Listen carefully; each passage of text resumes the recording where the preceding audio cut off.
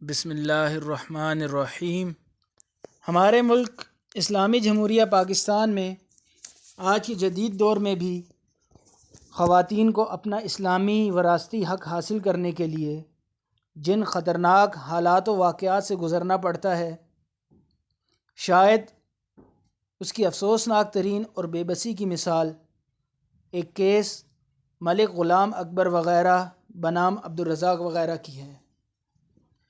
جس میں والد کے فوت ہونے کے بعد بھائیوں کا بہنوں کو حق دینے کے وعدوں اور جھوٹی تسلیوں کے دوران دو بہنوں کا انتقال ہوتا ہے، جبکہ سن 1999 کے دائر شدہ اس کیس میں 22 سالہ طویل عدالتی جد و جہد کے دوران حق ملنے کی امید میں مزید 5 بہنوں کا انتقال ہو جاتا ہے۔ اس کے ساتھ بہنوں کے کئی اور وارثان بھی انتقال کر جاتے ہیں، اور آخرکار اس کیس میں 22 سال سے خواتین کے حقوق کے لیے قانونی اور صبر آزما جد و جہد میں مخالفین کے کئی قاتلانہ حملے برداشت کرنے والا خواتین ورثاء کا اٹارنی،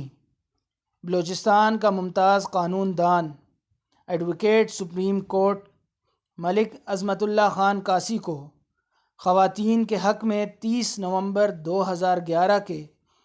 فیصلے پر عمل درآمد کروانے کی کوششوں میں 9 جون 2021 کو جائیدادوں کی تقسیم کے حوالے سے اخباری اشتہار چھپنے پر اسی رات بے دردی سے قتل کیا جاتا ہے، اور اس طرح سپریم کورٹ کے فیصلے پر عمل درآمد کی کوشش کرنے والی خواتین ورثاء کے اٹارنی ایڈوکیٹ سپریم کورٹ کو قتل کر کے فیصلہ مخالفین دہشت گردی کی ایک نئی مثال قائم کر دیتے ہیں۔ واقعہ کچھ یوں ہے کہ سن 1988 میں کوئٹہ شہر کے دولت مند شخص حاجی عبداللہ جان کا انتقال ہوتا ہے، جو اپنے پیچھے کوئٹہ شہر اور اس کے گرد و نواح میں زرعی، تجارتی، رہائشی زمینیں، دکانیں اور بنگلے وغیرہ چھوڑ جاتا ہے، جبکہ وارثان میں مرحوم کے 4 بیٹے اور 8 بیٹیاں رہ جاتی ہیں۔ کچھ عرصے بعد ان پڑھ اور سادہ لوح بہنیں اپنے بھائیوں سے مہذبانہ انداز میں کبھی کبھار اپنے حق کا مطالبہ کرتی، جس پر سرکاری عہدوں پر فائز اور تعلقات کے غرور میں مبتلا بھائی ان کو جھوٹی تسلیاں دیتے۔ سن 1997 اور 98 کے دوران یہ پتہ چلتا ہے کہ بھائیوں نے حق دینے کے بجائے تحصیل آفس کوئٹہ میں ساز باز کر کے جعلی ہبے اور جعلی وراثتی فتوے، جس میں صرف اپنے آپ کو وارث بتلایا اور بہنوں کی موجودگی سے انکار کیا گیا، اور اس کے ساتھ سن 1972 میں فوت شدہ بھائی کو جعلی فتوے میں زندہ بتلا کر تمام جائیدادیں اپنے نام کروا لیں۔ اس حق خوری اور ظلم کو دیکھتے ہوئے شعبہ وکالت میں نیا داخل ہونے والا نوجوان باہمت وکیل ملک عظمت اللہ نے اپنی دادی اور ان کی بہنوں کے حصوں کے حوالے سے مختار بن کر سن 1999 میں اپنے والد کے نام سے ملک غلام اکبر وغیرہ بنام عبدالرزاق وغیرہ کے ایک سول دعویٰ دائر کر دیا۔ 11-12 سال کی طویل اور صبر آزما جد و جہد اور با اثر مخالفین کے دباؤ کے باوجود اللہ تعالیٰ کی مہربانی سے civil court, high court of Balochistan اور سپریم کورٹ آف پاکستان سے بھی 30 نومبر 2011 کو ملک عظمت اللہ خواتین ورثاء کا کیس جیت جاتا ہے۔ اسی جد و جہد کے دوران عظمت اللہ قاسی سپریم کورٹ کا وکیل بھی بن جاتا ہے، اور وہ ایک نئے جذبے کے ساتھ دسمبر 2011 میں جائیدادوں کی تقسیم کے لیے اجرائی عدالت میں درخواست دیتا ہے، لیکن شہید ملک عظمت اللہ کو یہ پتہ نہ تھا کہ حق کی راہ میں اب اس کی نئی آزمائش شروع ہونے والی ہے۔ دوسری طرف کیس ہارنے والے مخالف بھائی، ان کے بیٹے اور بھتیجے سپریم کورٹ کے فیصلے کو تسلیم کرنے کے بجائے اس کے خلاف مزاحمت شروع کر دیتے ہیں تاکہ جائیدادوں کی تقسیم نہ ہو سکے، اور اس کے ساتھ بہنوں اور ان کے وارثان کو زبردستی دستبردار کرانے کے لیے بھائی ان کے بیٹوں، بھتیجوں اور کرائے کے گنڈوں کے ذریعے ڈرانا دھمکانا شروع کر دیتے ہیں۔ خواتین کے اٹارنی ایڈوکیٹ ملک عظمت اللہ قاسی کو لالچ دے کر خریدنے کی کوششیں کی جاتی ہیں۔ اس میں ناکامی پر ایڈوکیٹ کو قتل کی دھمکیاں ملتی ہیں، ان پر کئی بار حملے کیے جاتے ہیں جن میں وہ زخمی ہو جاتے ہیں، اور ایک بار ان پر فائرنگ بھی کی جاتی ہے جس پر حق خور مخالفین کے خلاف کئی رپورٹس اور ایف آئی آرز درج ہو جاتی ہیں، جن میں اٹارنی کا یہ ذکر بھی ہے کہ مخالفین مجھے تقسیم سے روکنے کے لیے قتل کرنا چاہتے ہیں، لیکن جیسا کہ ہمیں پتہ ہے کہ ہمارے معاشرے کے بنے ہوئے نظام میں روپے، پیسے اور 2 نمبر تعلقات والوں کے خلاف کارروائی ناممکن ہوتی ہے، تو اس میں بھی یہی ہوا۔ بہنوں کے مخالف بھائیوں کے اعلیٰ عہدوں اور ایک بھائی کا پولیس DIG کی پوسٹ سے ریٹائر ہونے کی وجہ سے کسی ایک بھی رپورٹ اور FIR میں پولیس کو آزاد اور غیر جانبدار تفتیش نہیں کرنے دی گئی، جس سے مخالفین حملہ آور نہ تو گرفتار ہوئے اور نہ ہی ان کو کوئی سزا ہوئی، جس سے حق خور مخالفین کے ناجائز حوصلے مزید بڑھ گئے۔ یہاں پر خواتین کے اٹارنی ملک عظمت اللہ شہید کا حق کی راہ میں حوصلے اور بہادری کو سلام ہے کہ اس نے قانون پر بھروسہ کرتے ہوئے جواب میں حملہ آور مخالفین کے اوپر ایک پتھر بھی نہ پھینکا، اور کئی بار ہائی کورٹ کا جج بننے کا اہل امیدوار ہونے کے باوجود اس کیس کے پریشان کن معاملات میں الجھنے کی وجہ سے ہائی کورٹ کا جج نہ بن سکا، اور فیصلہ مخالفین کے آگے جھکنے، ڈرنے اور ایمان بیچنے کے بجائے صرف اللہ پاک پر ایمان رکھتے ہوئے اپنی قانونی جد و جہد کو جاری رکھتے ہوئے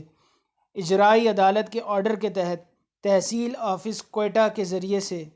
9 جون 2021 کے اخبار میں جائیدادوں کی تقسیم کے حوالے سے اشتہار آیا،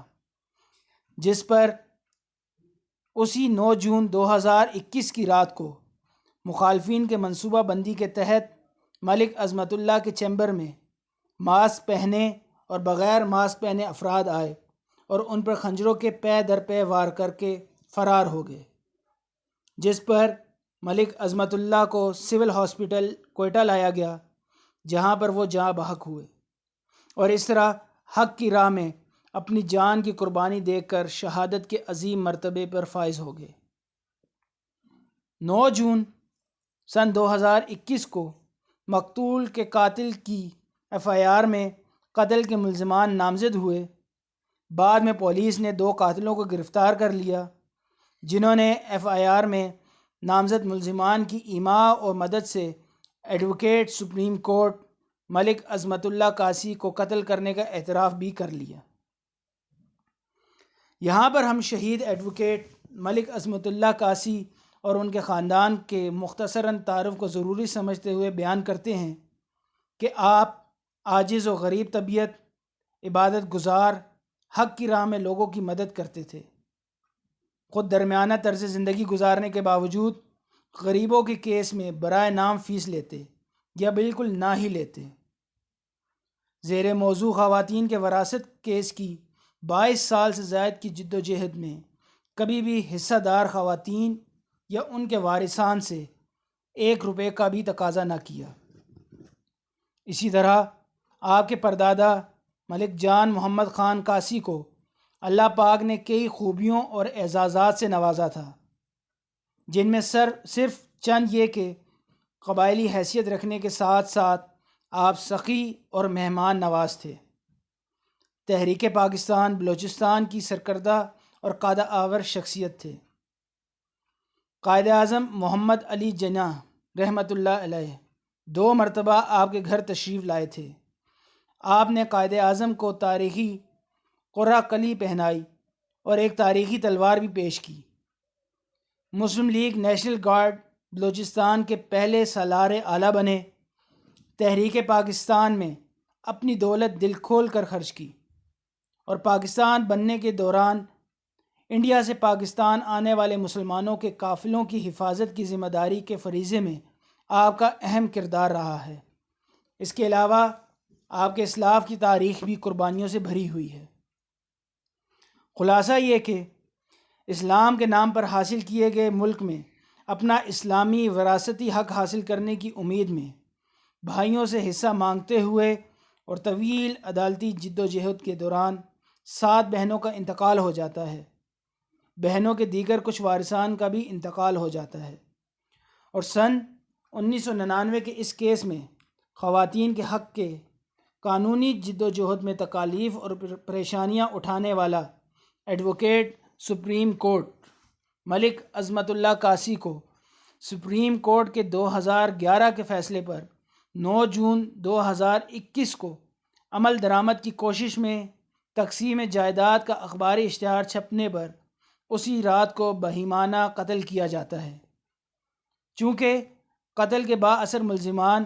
اور ان کا خاندان سپریم کورٹ کے فیصلے پر عمل درآمد کے خلاف پچھلے 9 سال سے ہر دستیاب میدان میں مزاحمت کر کے اور خواتین ورثاء کے وکیل اٹارنی کی اپنی زندگی میں درج شدہ رپورٹس اور FIRs کی تفتیش کو غیر مؤثر کر کے اور آخر میں ان کو قتل کر کے اپنی ناجائز طاقت کا ثبوت دے چکے ہیں، اور اب وہ مقتول وکیل کے قتل کی تفتیش اور کیس پر اثر انداز ہونے کی بھرپور کوششوں میں لگے ہوئے ہیں۔ آخر میں اس امید کے ساتھ کہ وزیر اعظم Pakistan, chief justice supreme court of Pakistan, bar councils, bar associations